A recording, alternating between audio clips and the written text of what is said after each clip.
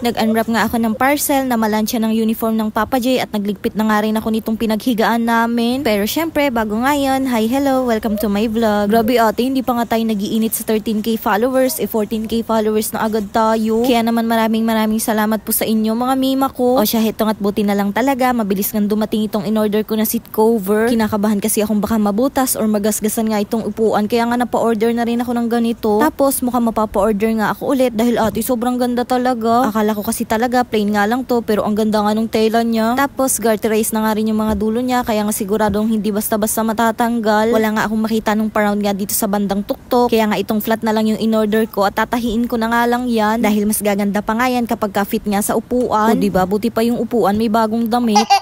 Gusto ko lang din talaga kasing maingatan yung mga binibigay sa akin dahil hindi ko naman kayang bumili ng mga ganito. Kaya nga next na target ko rin yung cover nga ng lamesa. Medyo pricey nga lang yung nakita ko, kaya nga pag-iipunan ko na nga muna. Ganito nga yung itsura ng seat cover kapag ka sa malapitan nga. Tapos ito naman yung sinasabi ko sa inyo, nag-garterize na nga yung dulo, kaya nga fit na fit din yan sa kahit anong dining chair. Madami nga rin tong available na kulay, pero ganito nga in-order ko para nga aesthetic pa din. O para safe na rin sa mga scratches yung dining chair nyo dyan, orderan nyo na rin ng ganito. Ilalagay ko na lang yung link sa comment section or sa yellow basket. O siya, kaninang umaga nga ito at naisipan ko ang i-video yung morning routine ko. Wala lang ate, na-miss ko lang. Pagkagising ko nga, namalansya na kagad ako nitong uniform ng Papa J. Tapos pagtapos ko mamalansya, niligpit ko na nga rin itong mga pinaghigaan namin. Dito nga natutulog yung mga bata sa upuan at syempre gamit nga nila yung bagong kutsyon namin. Tapos kami naman ng Papa J sa lapag nga natutulog. Hindi nga pinapalagyan niya ng sapin ng mga bata dahil ang sarap nga daw higaan. Pero bala ko na nga rin yung orderan ng bedsheet dahil hindi nga sila magkasukat nung luma naming kutsyon. Kaya nga wala rin talaga akong mailagay. Simula nga may dumating na mga gamit dito sa bahay, ganito na nga lagi yung setup namin. Kailangan nga pagkagising, ililigpit na nga kagad yung mga pinaghigaan para nga merong makilusan dito sa bahay. Dahil ate, wala ka na talagang malalakaran. Hindi na nga rin pala ako nag-asikaso ng aalmusalin namin dahil bumili na nga lang ako dito sa kapitbahay. Masarap kasing magluto, kaya nga napabili din talaga. At dahil naibalik ko na nga yung kurtina, ganito nga na naman yung setup dito sa likod ng kurtina. Sabi nga nila, behind every curtain, nandun nga yung mga tambak.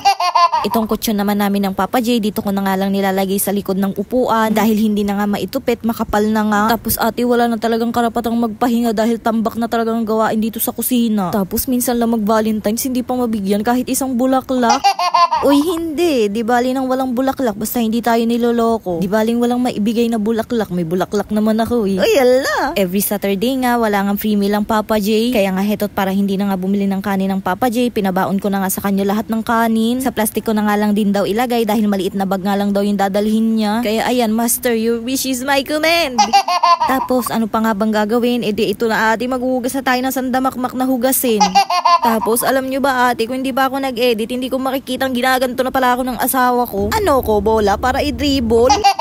Angas-angas, tapos magpapa-baby. Kaya sa mga nakatanggap ng flowers at chocolate kahapon, sana masaya kayo.